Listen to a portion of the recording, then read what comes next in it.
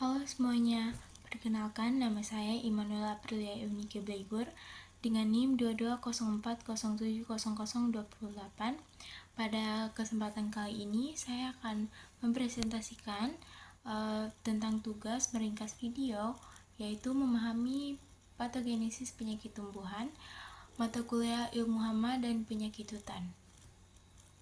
Yang pertama, apa itu patogen dan juga apa itu siklus penyakit? Mengapa kedua hal ini berbeda? Yang pertama, jika teman-teman melihat pada pengertian yang ada di layar presentasi, teman-teman sudah bisa mengetahui perbedaannya. Yang pertama, patogen merupakan serangkaian proses biologi dalam tahapan siklus penyakit, mulai dari inokulasi, penetrasi, infeksi, kolonisasi, reproduksi, dan gejala yang tampak pada tanaman sebagai akibat dari patogen sendiri. Nah, patogen ini lebih cenderung membahas pada siklus biologi yang terjadi pada setiap tahapan-tahapan siklus patogen. Nah, sedangkan untuk siklus penyakit tanaman menggambarkan urutan lengkap dari peristiwa yang terjadi selama perkembangan penyakit dari awal hingga akhir, dan bagaimana penyakit tersebut dapat bertahan serta menyebar ke tanaman yang lainnya. Nah, kalau siklus penyakit sendiri berbicara pada tingkatan makro, di mana siklus penyakit tanaman ini lebih berfokus pada urutan lengkap dari peristiwa yang terjadi selama perkembangan penyakit dari awal hingga akhir. Nah, sedangkan pada patogen sendiri lebih memfokuskan pada serangkaian proses biologi yang terjadi pada siklus penyakit. Nah, sekarang kita masuk pada tahapan pertama dari siklus patogen, yaitu inokulasi. Nah, pada inokulasi ini merupakan tahapan awal di mana dalam proses patogenesis, patogen ini pertama kali bersentuhan dengan tanaman inang. Nah, selanjutnya inokulasi ini dapat berbentuk seperti spora, conidia, sel bakteri, virion, atau larva nirmatoda yang berperan sebagai agen infeksi, atau bisa juga disebut sebagai inokulum. Penyebaran dari inokulasi ini sendiri bisa terjadi karena angin, air, dan juga bisa juga terbawa oleh serangga vektor maupun kontak langsung dengan tanaman yang sudah terinfeksi oleh patogen. Contohnya, ada spora jamur yang dapat disebarkan oleh angin atau virus melalui vektor. Nah, setelah terjadi persentuhan antara tanaman inang dan juga patogen, di sini yang terjadi selanjutnya adalah penetrasi. Apa sih penetrasi itu? Nah, penetrasi adalah tahapan dari proses siklus patogen, di mana penetrasi ini adalah tahapan patogen menembus permukaan tanaman inang dan masuk ke dalam jaringan internal. Nah, ketika sudah mulai penetrasi ini merupakan hal yang serius yang dimana akan memungkinkan patogen mulai menginfeksi tanaman tersebut. Jika hanya sebatas bersentuhan saja, maka bisa kemungkinan besar bahwa patogen itu tidak akan bekerja. Tetapi ketika sudah terjadi siklus penetrasi, nah di sini sangat memungkinkan untuk patogen ini mulai menginfeksi tanaman inang. Nah, metode penetrasi sendiri dapat dibagi menjadi 3, di mana penetrasi ini dapat terjadi melalui stomata, melalui luka, dan juga penetrasi langsung. Nah, pada metode stomata ini, pori-pori daun itu akan membuka. Lalu, ketika pori-pori daun membuka, patogen ini masuk melalui pori-pori tersebut, bisa dengan angin maupun dengan air. Nah, yang kedua, akibat luka. Akibat luka ini sendiri bisa disebabkan oleh kerusakan mekanis maupun serangga atau hama. Dan yang ketiga adalah penetrasi langsung. Nah, penetrasi langsung ini bisa disebabkan oleh patogen itu sendiri, di mana tidak memerlukan perantara ataupun bantuan dari komponen-komponen lain, di mana patogen ini memiliki enzim yang dapat melunakkan dinding-dinding sel sehingga mereka dapat menembus langsung melalui dinding sel tanaman. Salah satu contohnya adalah jamur Phytophthora infestans yang menyebabkan penyakit busuk daun pada kentang, sehingga dikarenakan ia menembus jaringan tanaman dengan enzim yang melarutkan dinding sel. Nah, setelah terjadinya penetrasi di mana patogen mulai masuk ke dalam dinding-dinding sel dan juga jaringan tumbuhan, selanjutnya yang akan terjadi seperti yang sudah dikatakan sebelumnya, bahwa akan terjadi infeksi setelah penetrasi. Nah, infeksi itu apa sih? Infeksi itu merupakan tahap di mana patogen ini mulai berkembang biak di dalam tanaman inang setelah berhasil menembus pertahanan terluar tanaman inang. Nah, patogen ini juga mulai memanfaatkan sumber daya dari tanaman inang sebagai daya dukung pertumbuhan dan juga reproduksi mereka. Di mana pada tahap ini tidak hanya terjadi infeksi, tetapi juga terjadi siklus yang namanya parasitisme, di mana patogen ini mengambil keuntungan dari tanaman inang. Selanjutnya, penyebaran patogen ini melalui tahapan infeksi dapat terjadi oleh dua. Nah, proses infeksi ini dapat disebabkan oleh penyebaran patogen sendiri, di mana patogen ini ketika tadi dia masuk ke dalam titik penetrasi, lalu ia akan menyebar ke jaringan-jaringan yang lainnya melalui ruang antar sel atau pembuluh tanaman. Nah, yang kedua, infeksi ini dapat terjadi juga karena invasi jaringan, di mana patogen menginvasi atau bertumbuh dan berkembang biak secara cepat dan menduduki jaringan tanaman yang sehat sehingga menyebabkan kerusakan lebih lanjut.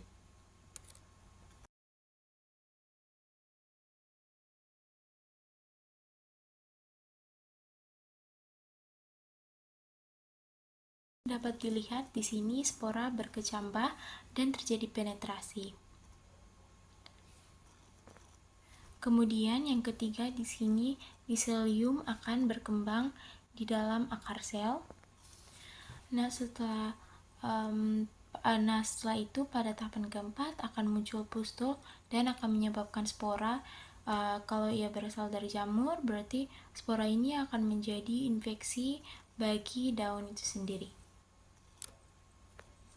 Nah, selanjutnya di sini kita masuk pada tahapan kolonisasi, di mana pada tahap ini patogen telah menguasai sebagian besar jaringan inang, tumbuh dan berkembang biak secara ekstensif di dalam tanaman atau tumbuh secara cepat di dalam tanaman. Nah, kolonisasi ini dapat terjadi di berbagai bagian tanaman, bisa terjadi daun, batang, akar, dan juga buah.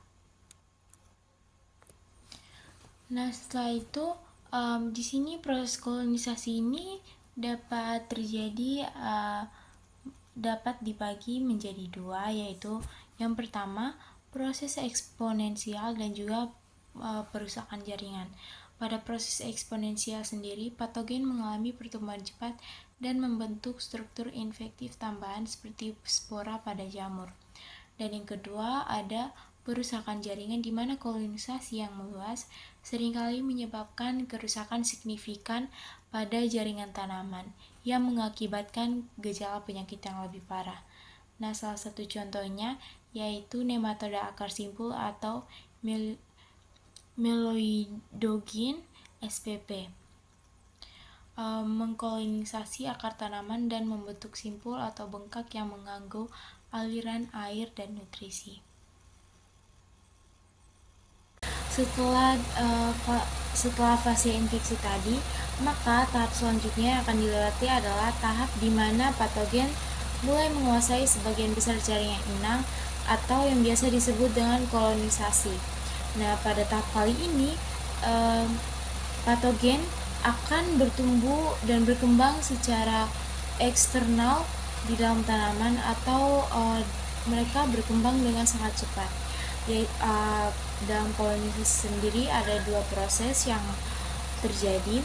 Yang pertama pertumbuhan eksponensial dan juga yang kedua perusakan jaringan. Contohnya yaitu ada nematoda akar simpul yang mengkolonisasi akar tanaman dan membentuk simpul atau bengkak yang mengganggu aliran air dan nutrisi. Nah, selanjutnya ketika semua tahapan proses patogen sudah terjadi, maka kita akan melihat akibat dari siklus patogen tersebut, di mana akibatnya akan menimbulkan gejala-gejala. Nah, apa sih gejala itu? Gejala adalah tahap di mana efek patogen pada tanaman dapat terlihat secara eksternal. Gejala sendiri adalah respon tanaman terhadap infeksi dan kolonisasi oleh patogen, dan mereka dapat sangat bervariasi tergantung pada jenis patogen dan tanaman inang. Nah, terdapat pula 4 jenis gejala, yaitu yang pertama ada nekrosis, di mana pada nekrosis ini terjadi kematian sel atau jaringan yang bisa menyebabkan contohnya itu bercak daun, busuk, ataupun kanker. Nah, yang kedua adalah klorosis. Nah, saya yakin kita pasti sering menemukan gejala ini, yaitu kekuningan daun akibat gangguan pada klorofil. Nah, biasanya ini karena infeksi bakteri atau virus. Biasanya tuh kita sering melihat pada daun-daun yang pada bagian atasnya itu terlihat seperti bintik-bintik hitam maupun bercak-bercak putih, dan di ujung-ujung daunnya itu sudah menguning. Nah, itu tandanya sudah terinfeksi virus atau bakteri dan mengakibatkan klorosis. Dan gejala yang ketiga yaitu adalah layu atau penurunan turgor sel yang menyebabkan tanaman layu. Nah, hal ini juga sering disebabkan oleh infeksi jamur pada sistem vaskular. Nah, yang paling terakhir jenis gejalanya yaitu deformasi atau pada gejala ini menyebabkan pembentukan abnormal seperti gal atau bengkak yang disebabkan oleh patogen seperti nematoda atau bakteri. Nah, biasanya ini bisa ditemukan pada daun maupun batang. Namun kalau di pengamatan yang pernah saya lakukan waktu semester 2 itu paling banyak ditemukan pada batang tanaman. Nah, salah satu faktor-faktor yang dapat mempengaruhi keberhasilan atau kegagalan patogen atau patogenesis itu seringkali disebut dengan segitiga penyakit. Nah, dalam segitiga penyakit ini terdapat 3 komponen, yaitu tanaman inang, patogen, dan juga lingkungan.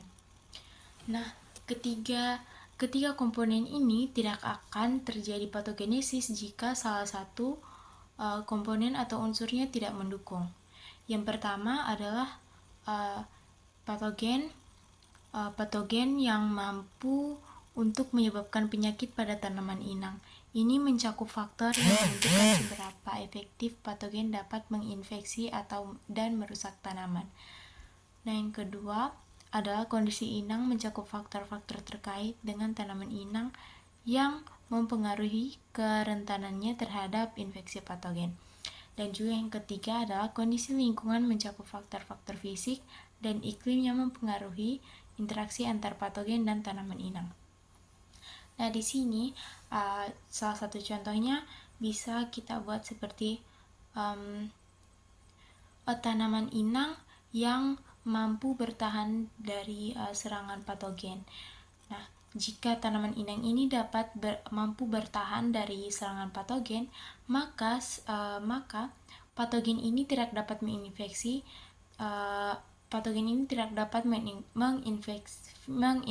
tanaman inang. Begitu juga dengan lingkungannya. Meskipun lingkungannya mendukung untuk terjadi infeksi, tetapi jika tanaman inang memiliki daya tahan atau kerentanan terhadap infeksi patogen itu tinggi, maka tidak akan terjadi yang namanya siklus patogen atau siklus penyakit terhadap tanaman inang. Begitu pula pada 3 komponen yang lainnya.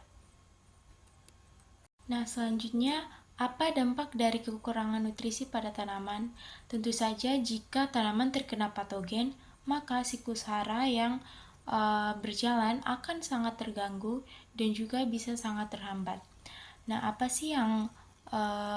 dampak dari kekurangan nutrisi pada tanaman? Ketika tanaman kekurangan nutrisi seperti nitrogen maupun maka kondisi kesuburan mereka menurun. Ini dapat mempengaruhi sifat dan ketahanan tanaman terhadap serangan patogen. Lingkungan yang ekstrim misalnya akibat perubahan cuaca juga berdampak pada penyebaran dan karakteristik patogen. Perubahan iklim dapat mengurangi keanekaragaman hayati yang pada gilirannya dapat meningkatkan populasi patogen. Di sini ada senjata patogen yaitu toksin dan enzim. Nah, kedua zat ini dapat menyerang langsung dan berdampak besar terhadap kerentanan tanaman inang pada infeksi patogen. Pada beberapa patogen mereka akan menghasilkan enzim seperti pektinase dan selulase yang biasanya dihasilkan oleh bakteri dan jamur. Di sini, bakteri ini akan memecah dinding sel tanaman, memfasilitasi penetrasi dan penyebaran patogen. Ketika mereka sudah mengeluarkan enzim yang dapat memecah dinding sel tanaman, maka akan memudahkan yang namanya proses penetrasi atau proses masuknya patogen ke dalam jaringan tanaman atau dinding-dinding sel tanaman yang kemudian akan menyebar melalui ruang-ruang sel tumbuhan dan akan berakhir pada penyebaran patogen ke tanaman-tanaman yang ada di sekitarnya. Patogen menggunakan berbagai senjata untuk membuat tanaman sakit. Contohnya juga yaitu toksin yang dapat merusak sel tanaman dan juga sementara enzim memecah dinding sel untuk memfasilitasi penetrasi. Toksin juga dibagi menjadi host spesifik dan non-host spesifik. Enzim seperti pektinase dan selulase membantu patogen mencerna dinding sel. Nah, selanjutnya ada pengaruh lingkungan pada tanaman inang. Di sini ada 3 indikator yaitu suhu, kelembapan, dan juga cahaya. Nah, suhu sendiri dapat mempengaruhi kecepatan pertumbuhan patogen dan juga tanaman. Nah, biasanya banyak patogen yang memiliki rentang optimal untuk infeksi pada suhu tertentu. Yang kedua ada kelembapan. Kelembapan tinggi seringkali mendukung pertumbuhan patogen seperti jamur dan bakteri yang memerlukan kondisi lembab. Dan yang ketiga ada cahaya. Intensitas cahaya dapat mempengaruhi metabolisme tanaman dan pada akhirnya kerentanan terhadap penyakit. Kondisi lingkungan seperti suhu, kelembapan, dan cahaya mempengaruhi interaksi antara patogen dan tanaman. Kekurangan nitrogen dapat mempengaruhi kesuburan tanaman dan kerentanannya terhadap penyakit. Perubahan iklim dan pengolahan tanah juga mempengaruhi populasi dan penyebaran patogen. Yang terakhir ada contoh kasus pada fusarium pada pisang. Yang pertama di sini tahapan inokulasinya fusarium bersentuhan dengan akar pisang melalui pergerakan air atau kontak langsung di tanah. Setelah bersentuhan langsung maka akan terjadi yang namanya proses penetrasi di mana fusarium ini menembus akar tanaman pisang melalui luka atau akar lateral yang mudah dan rentan. Setelah masuk ke dalam dinding-dinding sel atau jaringan sel dari tanaman pisang sendiri, maka akan terjadi yang namanya infeksi. Nah, dimulai dari rekognisi patogen yang mengenai lingkungan sel inang dan mulai beradaptasi dengan kolonisasi tanaman, di mana bakteri ini mulai beradaptasi dengan lingkungan habitat pisang tersebut dan kian bertambah dengan ekstensif. Yang keempat ada kolonisasi, di mana ketika patogen sudah beradaptasi dengan lingkungan sekitar, maka patogen akan dengan mudah menyebar kepada tanaman-tanaman di sekitarnya. Baik, sekian penjelasan presentasi dari saya mengenai tugas meringkas video IPT penyakit patogen tumbuhan. Terima kasih atas waktu dan kesempatannya. Sampai jumpa lagi dalam video berikutnya.